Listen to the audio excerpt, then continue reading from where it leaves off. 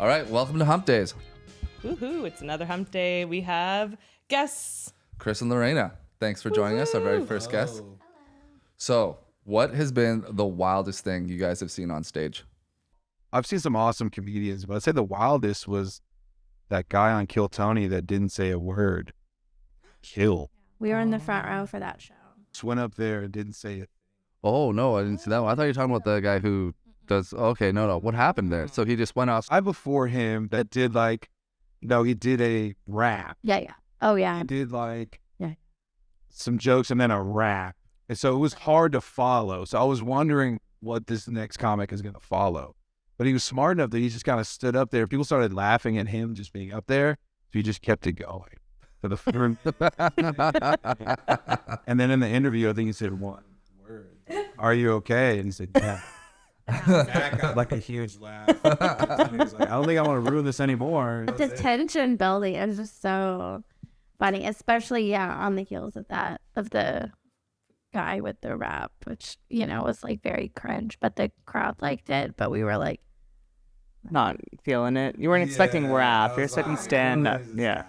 But I was like, it's going to be tough to follow because the crowd was running. But then this guy did nothing. Yeah. I was like, I guess it's not hard to follow. That's what we all wish that we could do. If you could have one or the other, would you want to crush the interview or crush the 1 minute? I mean, on Kill Tony, I think crush the interview. There it is, yeah. Because it's like so much longer. Yeah. So. True. Which I did. Nice. Whoop, whoop. My minute was weak, but. What episode are you in again for everyone to find it? In the 360s, I think. Okay. I don't remember exactly. Were you at the end? Were you the girl pool or were you throughout? I'm like a minute 32 of somewhere in August. Okay. Oh, nice. Oh, you got up first. No. Well, toward the beginning. Okay. No, I was not the girl pool. Nice. I was a legit pull. Legit pull. I was a girl pull. Oh. I was a equity hire. Yeah. Oh well. So diverse. I've longed to be the girl pull. Yeah. Close the show. They got the whitest person in the room to be the diversity hire.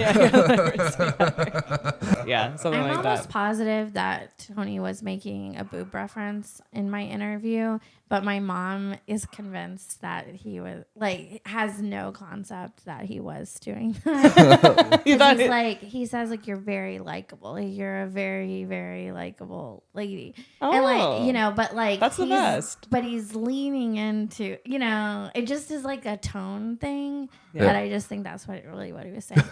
And my mom's like, he just loved you. I don't think so, but that probably did. Yeah, that's probably what it was. There was a guy drinking milk, I was saying, chugging milk beside me, and they were like, oh, do you want some milk? And I thought they were trying to make fun of my boobs. That was my first thought.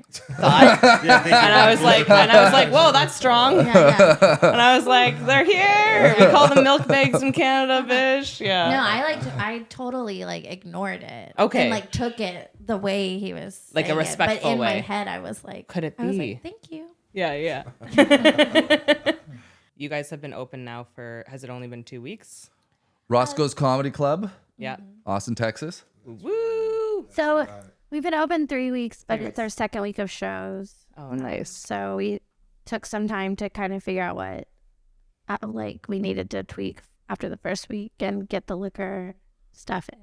Oh, yeah, that's right. You guys had a bit of we didn't know when that liquor license was going to come in. Wow, we just need to get the room open, get some of these comics on stage. And then it hit right after we did all that free video promotion. Because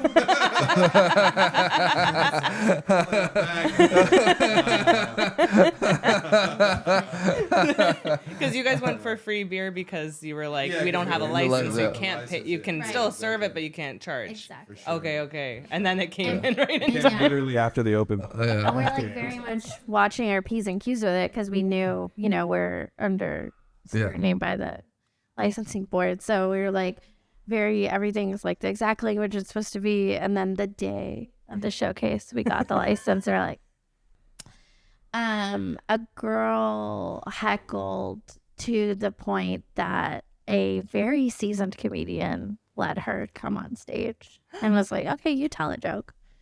And she she didn't have it. That's a good lesson to learn, though. Yes. Did she have any joke, I or like she the way freeze they out? handled that. No, That's fun. She had like a story she wanted to get into, and then he realized, well, you never hand over the mic.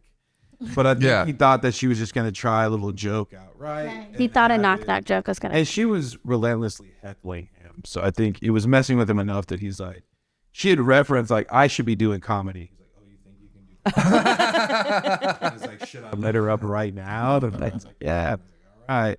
And then when he realized she's like getting into a story, he's like looked over at me. So I got on the God mic. I was like, that's it. You're done. You're off. Yeah, that was crazy. That was probably the craziest. What do you so far. What do you think like forces them, like makes them think they can do that? Do you think it's just because they think they're at this level of hotness where everyone's just always said, oh, you're great at everything, like you're so good at all this stuff, and they ever had like a dose of reality where like, no, you can't do difficult things? Yeah, I mean, when she got on stage, just said, I'm 21. I go, no, there it is. It was drugs or whatever it was. Yeah. It's just the naiveness that, oh, I'll just do comedy and get up there. I've never done it. You just go up there and talk? I can do that. I love to talk. I should do like a Google review of Rainey Street. It's like where she was just talking about Rainey Street as if she was the first person that ever had been there. I had my first drink at the Container Bar, and then we went to Lester Pearl. It was literally like that, and then the comedian looks right over at me. He's like, I was like, I'll cut this off.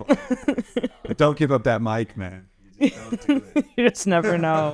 Well, I mean, it taught her a lifelong lesson. Now when she comes back, she won't do the same. Unless she doesn't remember it. Yeah. You got a picture? I was like, if you want to do comedy, Oh yeah, only open mic. Yeah. you have an open mic. That's true. That's true. I'd like you to bomb on there first so they get a good feeling about how it feels. The first place that we've witnessed change, because we've only been here 9 months. So I know you guys have been here forever. You're like OG Austinites opening up. Are you the only comedy club owners that are from here? It feels like it. Yeah. I Maybe. could say that. I don't know where Anthony's background. Right. He's from Jacksonville. Recently, we were talking to a comic, and they asked us how long we were here for, and they're like, we're like 9 months, and like, oh, you've been here a while. We're practically Austinites. I used to say that I was born at Brackenridge Hospital, like in downtown Austin, and now that's gone. You're in the hospital. That's not here, lady. That's Colorado. Nice try. And I used to be like my thing because it was on the interstate, so everyone could see. Like, oh wow, okay, I could see the hospital in Austin I was from. Now I have to think of a new cred check, Yeah. We're like, we were here when Rainey Street was a thing. Yeah, I mean, we were here before Rainey Street. right. I had friends that lived there in college. Oh, like before, like when it was a ghetto. Residential. When it was a ghetto. It wasn't so much a ghetto, but there was some older houses. Right. It was still all right because it's close to downtown. Yeah. But when they decided to do the bar district, 6th Street got too dirty. They're like, hey, I remember hearing people be like, there's a bar made of containers. Container Bar, they were making $1.5 million a month, but that land is still worth more than that. So they sold it. $1.5 million a month. So what was it before, like all of that? So those that don't know. It's just, and they just gutted them, made them into bars, and then you build it, they will come. What happened is the property taxes were getting higher.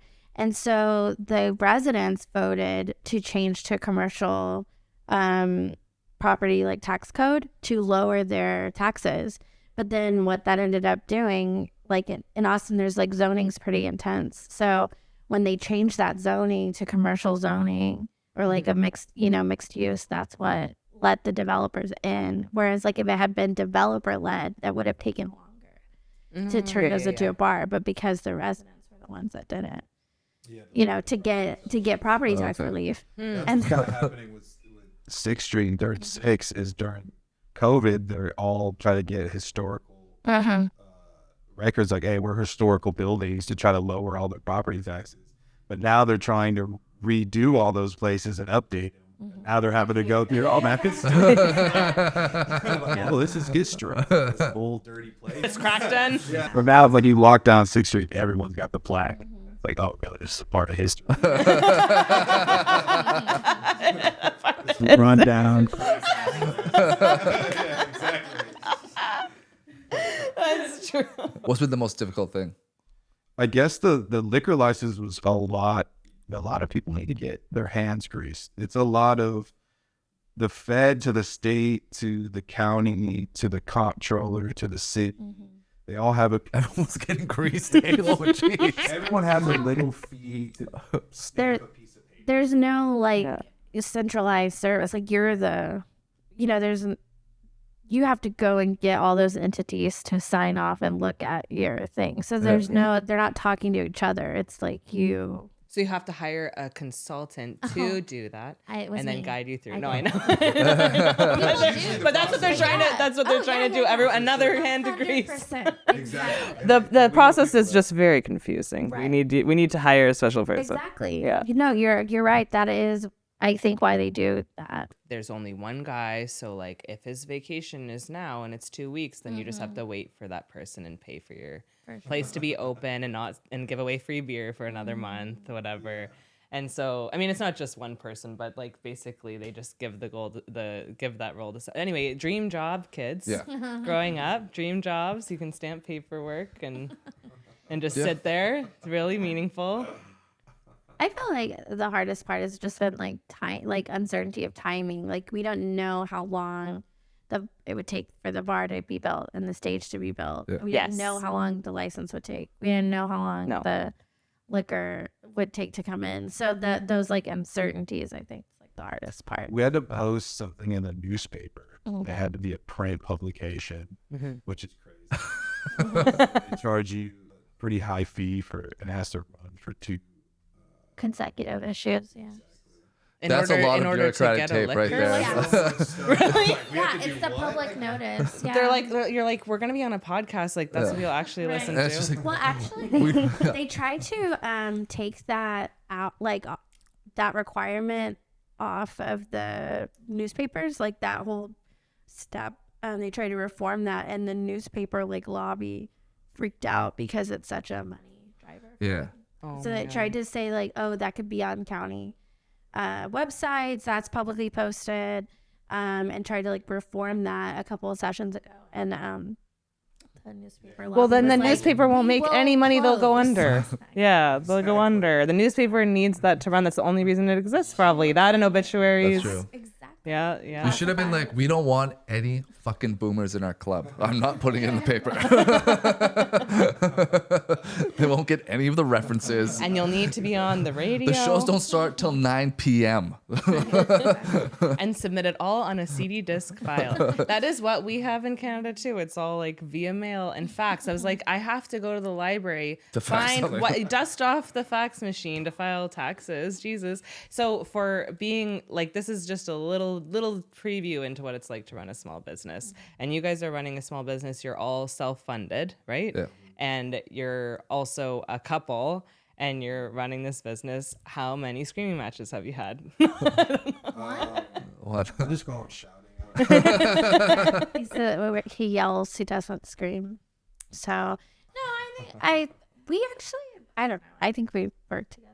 That's good.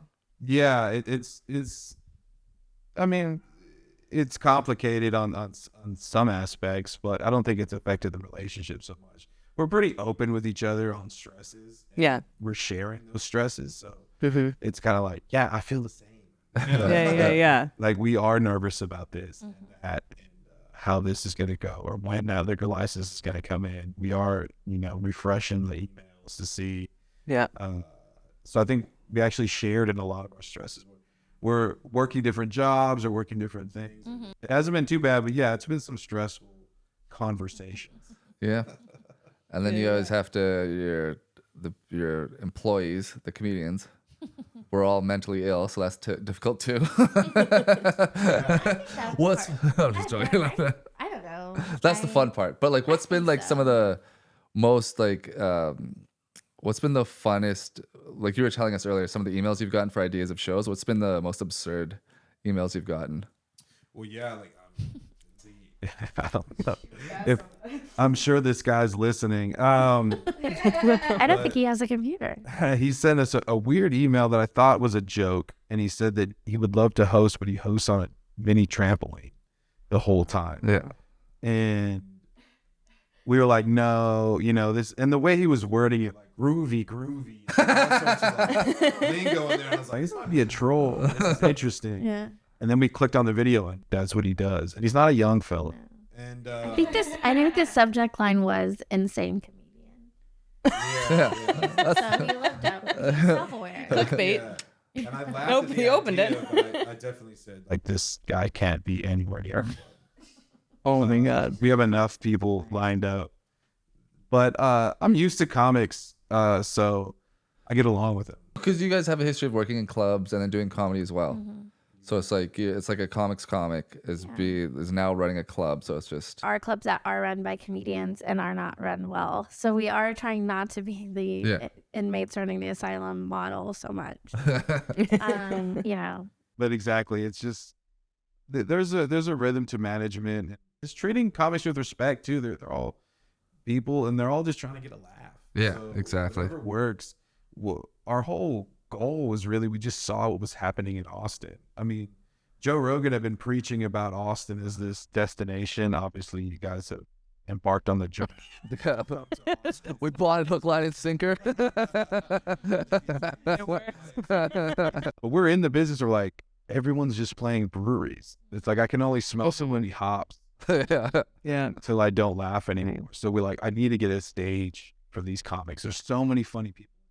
Right now in Austin, Texas, I get laughs everywhere. Like, literally calling the city for my pal. He goes, I do comedy. Everybody I talk to is like, into comedy. Nice. It is literally insane how many people. We were setting up the LLC. I was like, oh, I've been on stage. I've done comedy with stuff. The legal Zoom guy. Everyone. But we just wanted the stage for people, and you want to be able to get to do a 10, get to do a 15, or 20. There's too many places you can only do a 5. Yeah. You're stuck on a 5 or a 4, and you're just stuck there until maybe a big club gives you an opportunity. So now with this influx of clubs coming in, I just want to give a stage for people to work out their material. Yeah. Really hit the mark and start making money in comedy. There is no dream, kill Tony, minute, now I'm a millionaire. Yeah. Joe Rogan's only going to take one person on tour, so you really need to work out to have a 20 or 30 minute set, and then other big headliner comics will pick you up. Really well said. If you're trying to like make a comedy scene like New York, like those comedians go work like 7 different clubs a night. Yeah. So you do that's kind of where we saw that need is like if they're gonna run around town, they're trying to go up as much as possible, whether somebody's in town or even people who live here, then they need more comedy specific venues. It's just the competition. I knew it was there, but I was surprised that people hours before our open mic setting up chairs. Yeah. Our first open mic, I was just talking to the comics like, how'd that go? And they're like, well, people just cut. And there's I guess there's a hierarchy there of comedians where people can just go ahead and get online. So that's when we started doing the bucket pool. Meritocracy, I think, like matters a lot to us, and like things being fair. I agree, 100%. And we've just, seen different ways people run things, which is, up to them. But it's just what we believe is like it should be fair, and then the people who get on should be funny, to our shows. So yeah, that's all. I told her, I don't care how many Instagram followers somebody has, or what they've put on, or who they've worked with, or whatever. If you're funny, that's all I care about. And I feel like between us, we have a pretty good gauge of who's getting funny. And I don't care so much if you don't get laughed with this audience. I've seen huge headliners be in the club scene, show to show, not get laughs where they should. So I'm more listening to your performance and how do you deal with that and where you go. And you only learn that on stage. But within a 4 or 5 minutes that you think went awful because no one laughed, I like when we're doing audition mics so people can get on to do 10. That's awesome. That is awesome. I called all of them just to let them know how they did. Yeah, 5 was strong. I think this is where you need to go to get more if they were greener. And then he had a lot of pros on it. Those are the people that were here that have been doing comedy for 5+ years and are still competing at these open mics when they have a 20. Just no one knows who they are. Right. Well, so you actually took the time to give them feedback. Yeah, exactly. Oh, wow. I told them, give me all their That's phone really numbers. nice. I'm better on the phone. Let them know why they didn't get on Yeah. or not. But everyone was funny.